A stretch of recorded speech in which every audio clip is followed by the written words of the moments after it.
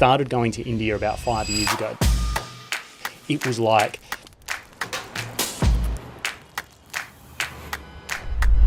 a smack in the face. And I was like, That's it.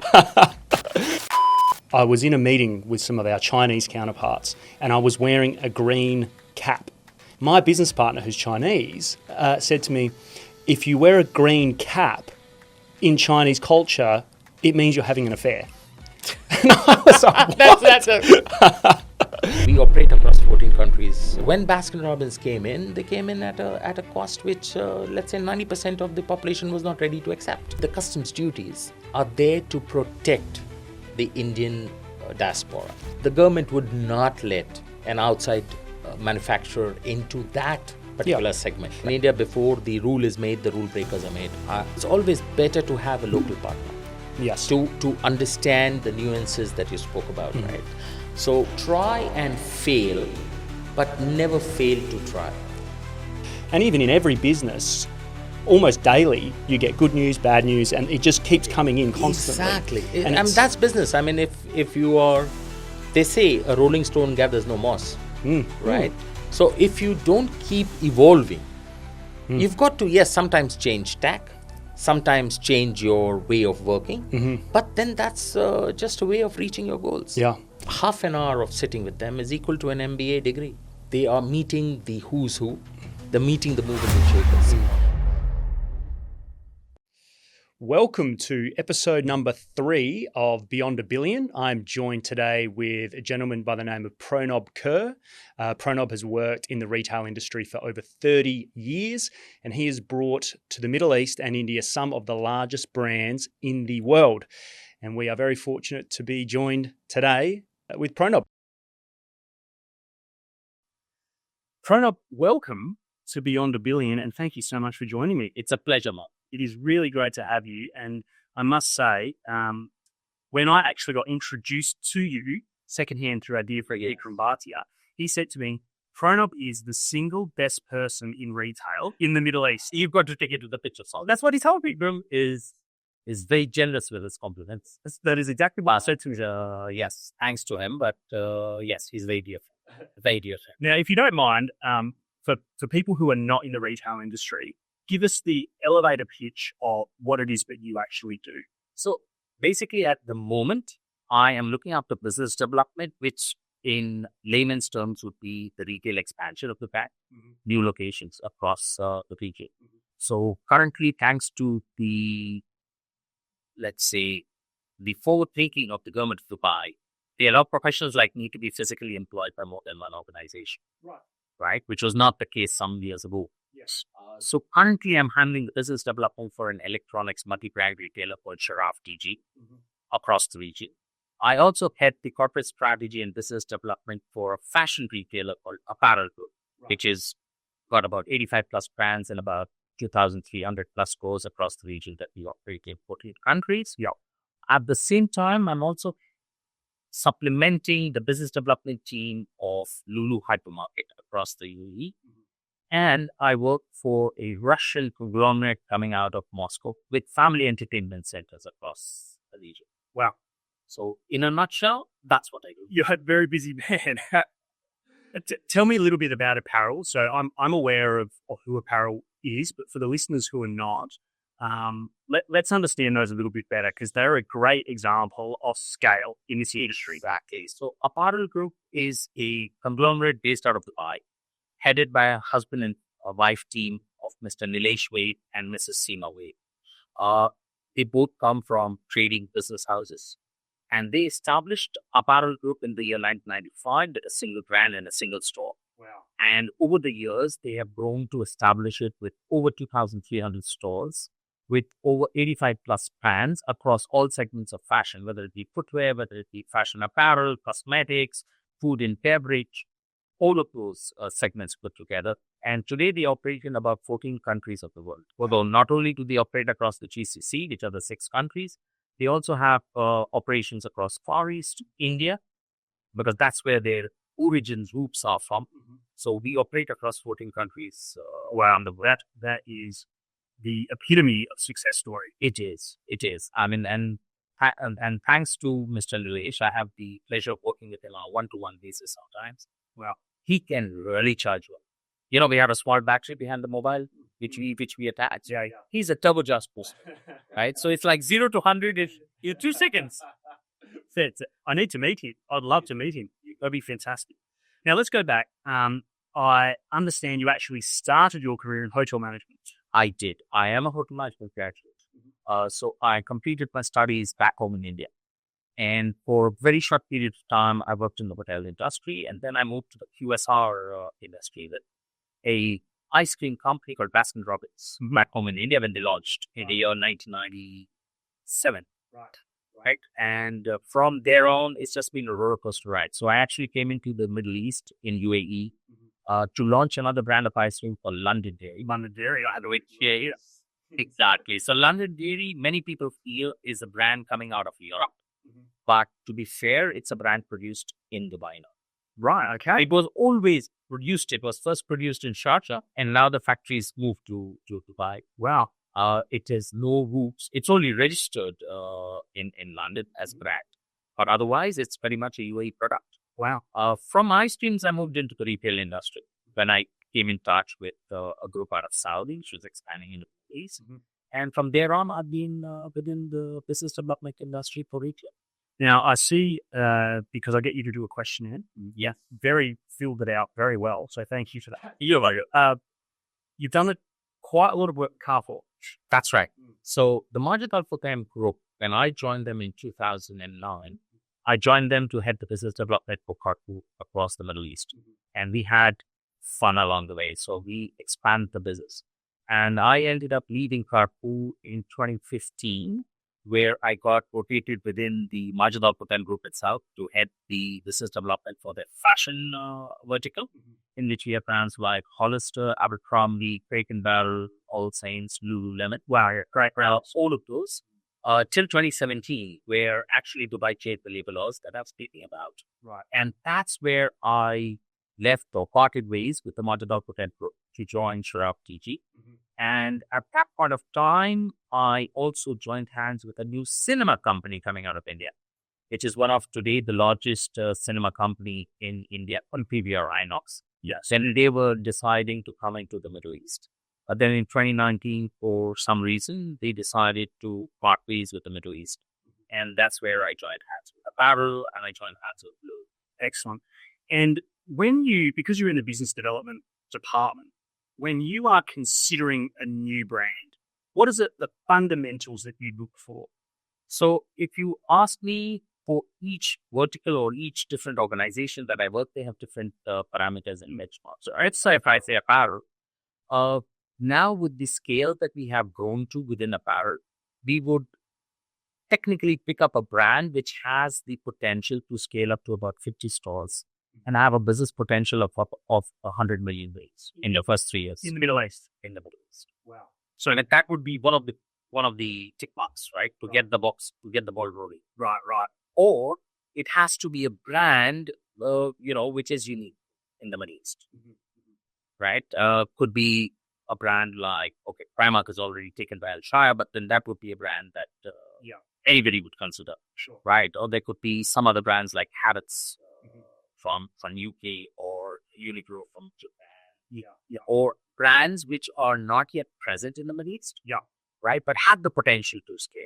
Do you have any examples of a brand that you would love to see in the Middle East that's not you yet? Uniqlo, yeah.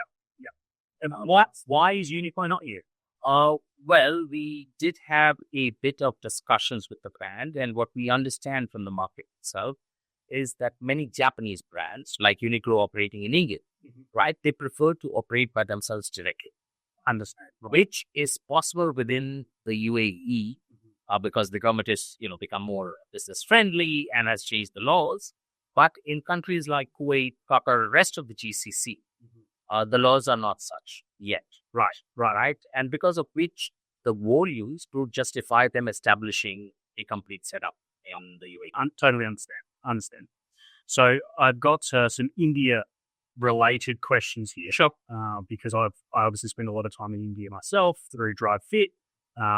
And I absolutely love going, by the way. It was, I must say, when I first started going to India about 5 years ago, the first trip, it was like a smack in the face. It was. Where city did you land in? Originally, I went to Delhi, and I've since been to quite a few different cities, but my first ever trip was Delhi. And it was actually coincidentally to Gurgaon, where I go all the time now, but it was for a different business. So, such a business hub there. And even the growth that it's seen in the 5 years that I've been going is astonishing. Well, Delhi NCR, what we call the National Capital Region, right, would be having a population of 20 million. Yeah. And we would say the entire UAE has a population of 10 million. Yeah. So it's just jam-packed. So in the questionnaire, you mentioned local. Yes, that's right. Expand on the term local for those who don't know what it is. This particular term that I'm talking about is more related towards the Western or the fashion brands that would like to enter the Indian market, right? Many of them think one size fits all. But India is one country, but when you enter India, it's actually 28 different countries. Each state is a country by itself. Different language, different language. As a matter of fact, the food differentiates every 2 kilometers that you travel on the road. Yeah. Right? In terms of spices, in terms of tastes, in terms of the raw materials used to, Yeah, absolutely. At the same time, India has a lot of idiosyncrasies. So if you go, let's say, to a place like Gujarat, you'll find a lot of vegetarians who don't eat anything coming from a meat source. Sure. So like mutton or chicken. You would also find clans within India or communities within India called Jains who would not eat anything grown below the ground. So no onions, no garlic, no ginger, no potatoes. Anything that grows below the ground is a no-no for them. Wow. Right?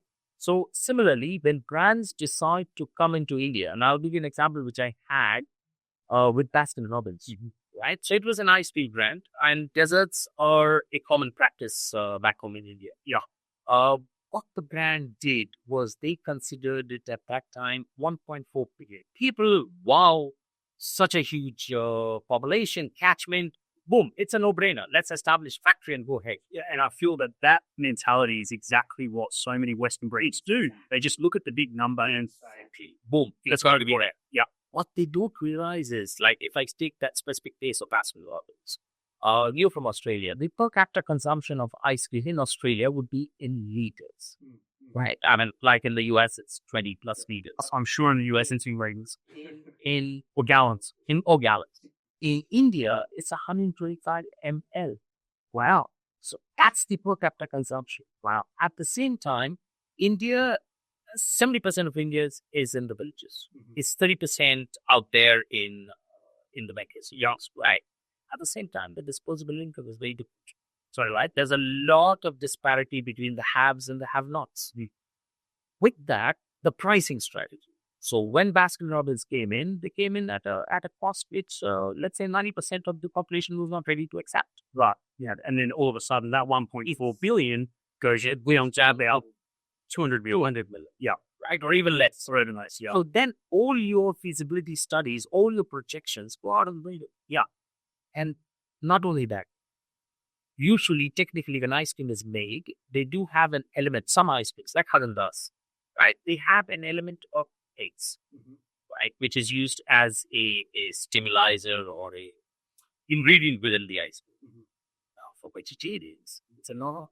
Right. Yeah. So naturally, there again, you lose from let's say, even that 200 million that you come down to, you lose 50% because many of them are vegetarians. Yeah. Right. So all of those, the international brands don't consider. Yeah. They kind of just take one size fits all. Yeah. And I feel like that is, I've had a previous guest on, and their key takeaway for the Indian market was almost exactly that. India is not one size fits all. And it comes back to a brand wanting to enter the market to have a really well thought out business plan. And that business plan cannot just be 1.4 billion times whatever is the penetration and whatever is the conversion. Because it's just not the way the market is at all. And so if you're looking at a brand to come into India, I assume you're looking at it from a totally different lens than what you are if they're coming into the UAE. We do. Not only that, in India, we also try to explain to the brands principals themselves that there's a big push from our government for Make in India. Absolutely. Right. And that's the reason why I will not use the term tariff, because nowadays those are being used in the wrong connotation, right? But let's say the customs duties are there to protect the Indian diaspora. The agricultural industry for us is very, let's say, is secret, right? We've got our farmers who toil in the mud to make things happen and grow. Yeah. The government would not let an outside manufacturer into that particular segment. And it also doesn't need to. Why would I say? Be self-sufficient, right? At the same time, the let's say the textile industry, right? The cloth manufacturing, the furniture, the woodwork, right? We've got so many things happening there that we would not allow a international brand in. So we try to speak to the brands themselves to say, guys, is there a possibility of being able to shift some part of the manufacturing to either India itself or within the South countries? There is a association of the South Asian countries, right? In which the duty structures are zero, negligible. Yeah. So it makes more sense to be able to have manufacturing facilities in some of the nearby countries. Sure. And with India having such an enormous labour force, it should be a relatively circular economy. It does. But India, the labour laws, in India, before the rule is made, the rule breakers are made. I know I'm an Indian. It doesn't sound right to be saying that, but it does unfortunately happen. Yeah. So yes, many of the companies coming out of the Western world do have stringent rules on child labor, on CSR, on the way the employees are treated. Yeah. So keeping that in line, many of them used to reject having Indian factories produce. Okay. Right. But now the things are changing. You've got Apple iPhone being made in India. Yeah. Right. You've got Tesla moving into India. You've got, as a matter of fact, what I've heard from the market is that Victoria's Secrets, one of the fashion brands, is moving their manufacturing arm into India. We've got so many Australian brands like Cotton On manufacturing part of their ensembles from India. So yes, a lot of companies are looking at Make in India. Yes. At the same time, the other benchmark that we use is how will the Indian diaspora accept that? Yeah. Right. So like in India, you've got a couple of metros, you've got mini metros, and then you've got the tier 2 cities. So is that brand scalable? Yeah. Does it have that aspirational value? Do people actually aspire to own that brand? Yeah. So like Zara, right? Zara has established themselves in India. H&M has come into India. Uniqlo has opened in India. Even the Inditex brands like Bershka, Stradivarius, they are entering India. But then their expansion has not been to 1.4 billion. No. Because not all of them will have that aspirational value. Sure. Would you say that marketing into the Indian market is actually quite complicated because of the differences in all of the states, the nuances across them all, and therefore actually being able to reach that 1.4 billion people with sort of this conducive message would be quite difficult? It is, because many brands nowadays, of course, they're all coming in with partners, right? Yeah. It's always better to have a local partner. Yes. To understand the nuances that you spoke about, right? So here again, like the apparel group, and I'll take the example there because we're working very extensively in India. We've got about 15 brands which we operate, including Victoria's Secrets and Bath and Body Works. Right. And we are in almost 40 cities of the country, right? So each state, like you said, has different nuances. They don't like a particular color. A certain color is supposedly not good. Right. They don't like to dress in that color. Certain seasons, certain colors are in favor. Right. All of that. So if you don't understand that, I actually, there's something quite amusing happening to me once. I was in a meeting with some of our Chinese counterparts, and I was wearing a green cap. And when I got on the call, I saw some of the women in the call were like giggling and laughing. So, wonder what that was. And afterwards, my business partner who's Chinese said to me, if you wear a green cap in Chinese culture, it means you're having an affair. And I was like, what? So my wife bought me this hat. I mean, each country is different. Yeah, Each of them is very different. yeah, absolutely. So allow me to go into maybe perhaps some advice that you could give to people, to our listeners. Would you mind sharing a tough failure, perhaps, that you've experienced that's taught you, say, to change your ways, or a really profound lesson in what you do? I would not say a failure teaches you a profound lesson. I would only tell people that try and fail, but never fail to try. Because challenges are opportunities. Yeah. Right? I mean, if you take challenges as a challenge, that is difficult to operate, right? Yeah. Take it as an opportunity. Work towards trying to see how to make it happen. Yeah, I love it. And that's the best way to do it. I love that mindset. I try to carry that same mindset in myself, because being a serial entrepreneur is someone who goes after really big projects like Dry Street. It's a huge project. I know that.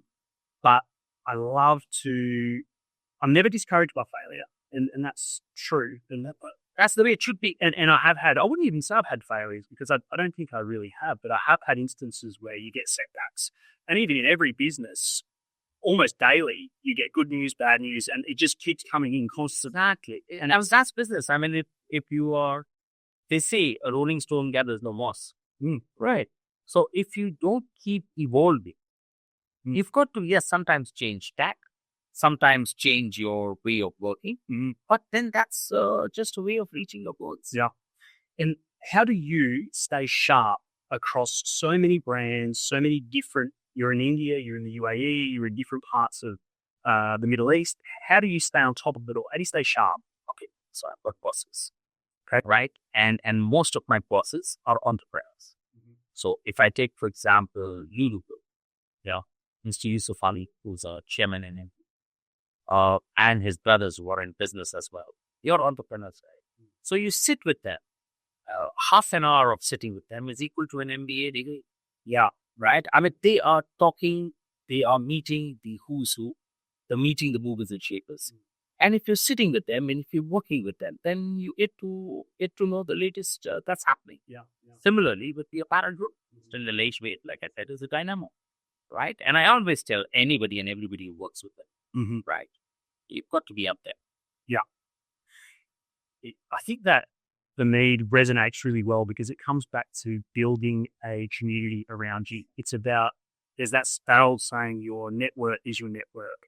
And as I'm now getting sort of, I wouldn't say older because I'm 38, but getting further into my career as an entrepreneur, and you don't realize you're doing it, but you're slowly stacking up and sort of growing this community around you. And so, for example, now you are in my community. And so I wanted to talk to someone about, entering the Indian market in a retail capacity. Well, then I'd pick up the phone and call you. And over the journey, you just start adding more and more people. And that's the more business we get.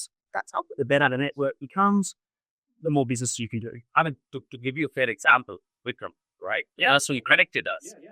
I used to work with him when he was heading Fitness First across the Middle East, right? He launched Fitness First long in the Middle East with the Fawaz Al Hokai Group of Saudi Arabia. That's where I met him. And he went back to India, right? And then we still stayed in touch. Yeah. There's no harm, in maintaining relationships.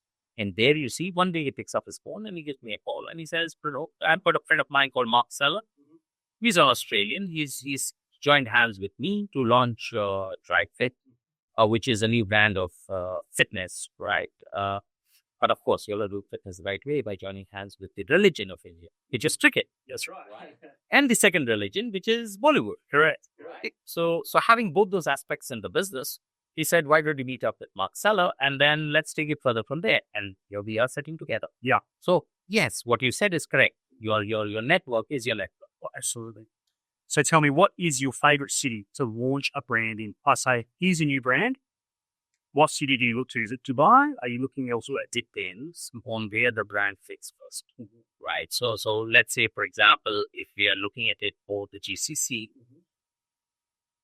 then it will be Dubai, right? Because Dubai, all said and done, is the marketing department of the GCC. It is, yeah. Right? You hit it right in Dubai. The rest of the GCC opens up to you. Yes. The consumers look towards Dubai and say, if it's working in Dubai, it'll work here. Yes. Yeah. Right? I have rarely seen a brand enter from outside the UAE entering into Dubai. Interesting. Right. I've rarely seen that. And within India, is it Mumbai and or Delhi? So if it is fashion, I would recommend launching it in Delhi because the NCR or the Northern Capital Region, as we call it, is more, let's say, fashion forward, right? And they're more aspirational. If I may use the word, it may not be the right one, but more flamboyant. Yep. Or if I may use a layman's word, it's more show off. Right. Yeah. So they want to be seen in the latest. They want to be seen in the flashiest. All of that happens in Delhi and the surroundings. Sure. So if there's a fashion brand, I would launch it there. Even food and beverage to a certain extent, I would launch in Delhi and then take it forward to Bombay. Although having said that, that's what is ideal. But if the right real estate for launching that brand is in Bombay, that so be it. Yeah. I think since being in India a lot, a massive misconception that I had was the price of real estate. It is so expensive in those major cities. I did not realize it would be more expensive than Dubai. Yeah, I had no idea that it was going to be like that. It is. Yeah, it is. It's quite astonishing. So, I feel like there's this real flow of momentum with India. Would you say, in your experience, a brand coming into India, an international brand, will have better luck than an Indian brand launching in India? What's the feel? What do you think the general feel is from the consumer? Do they see that value in international brand? They do. They do see that aspirational value in international brands. However, the price points, India is a very price conscious country. Yeah. Right. So if I look at the value fashion, you've got, let's say, Primark, H&M, Uniqlo, all of those, which in the Middle East are termed as, let's say, value or commercial brands, right? So H&M would have a less expanse across India compared to Indian brands like Studio, right, launched by Tata, or R&B, Rare and Basics fashion from apparel, yes, or Max fashion from the Landmark Group, right? All of these brands have a much larger footprint, right, than some of these international brands, because also what happens is when you are entering India, you've got the customs duty, you've got the post duties, you've got the cost of logistics because they're not made in India, right? So they come from all over the world. Could be from Vietnam, could be from Bangladesh, could be from Europe, all of that happening. Yeah. So then the cost of the product goes up, right? Plus the cost of operating in India. Everything gets added up, of course. So the price points differentiate. I was in Pacific Mall in Delhi, and something I noticed immediately was the number of international brands in that mall. But that's what I'm saying. It is in the metro cities that you would see the international brands. Yeah. But if you go into many of the tier 2 cities, you may not see such a collection of international brands in the shopping malls. Okay, so but is that an opportunity then where you could have does it become more aspirational? If you do go into a tier 2 city, it can make that price point work. You can make that price point work, but it would be for the niche client of Samsung. Okay, that makes sense. Okay. I'm going to ask you, are you a cricket fan? Well, cricket is a religion in India. I do like to watch cricket, the international cricket, but yes, I don't watch IPL or I don't watch the regional matches. This was a rapid fire question, so you only have to answer very shortly. Tell me. You get to go out for dinner. Is it Shubman Gill or Virat Kohli? Virat Kohli. Why? He's from my generation. Oh, well, I would have said Shubman. Yeah. In 5 years' time, India is a global powerhouse. True or false? True. I agree. We are scheduled to grow to become third largest economy in the world. Yeah. So with that happening, all brands, if it's not India, they're lost. I agree. And that's actually part of the reason why I'm doing this podcast is because I'm there all the time. And I get a lot of people asking me about India. And I feel like even in the last 5 years, that public sentiment has changed enormously, where all of a sudden everyone's saying to me that's an entrepreneur, they're saying, I'm really interested. How can I get into India? And so it was part of the reason why I'm actually doing this is so I can meet people and I guess encourage Western brands to consider India, because if they're not considering it seriously, I think they're missing out. They're missing out. It's like many companies refuse to get onto the e-commerce train, right? And they came on late and they missed the chance. Yeah. I actually said to someone, if you aren't thinking about India right now, you are disservicing your company. Exactly. Yeah. And I had some data here. The Indian retail market is over $1 trillion.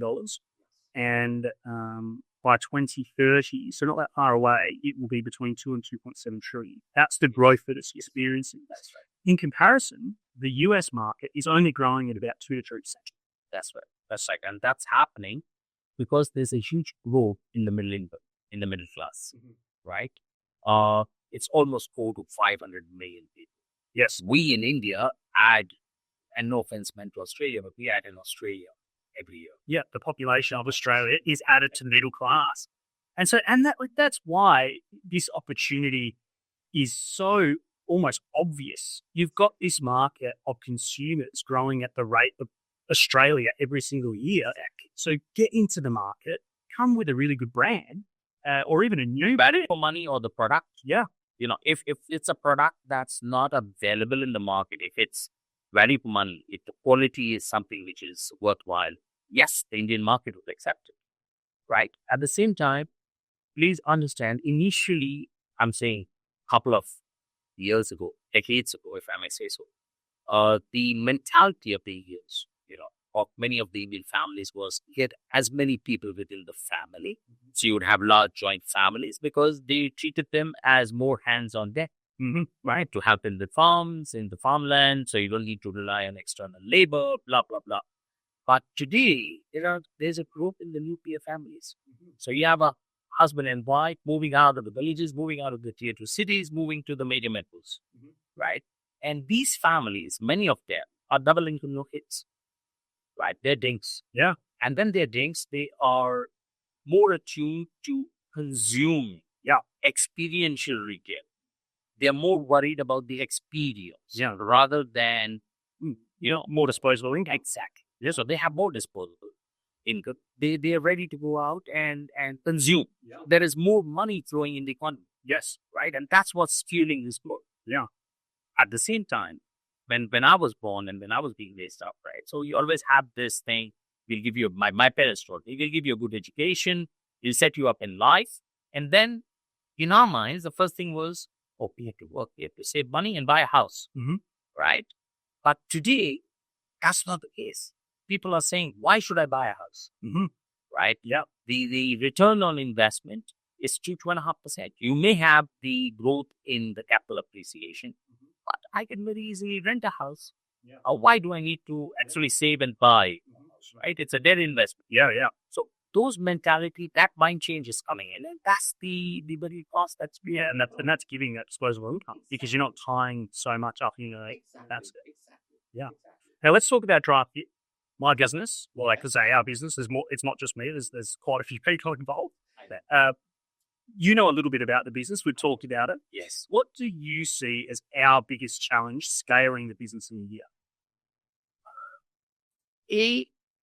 To be fair, what I know about DriveFit is what I've seen in presentations and what I've spoken to you and Vikram about, right? But I believe you are launching the first store or the first unit, in Delhi, right?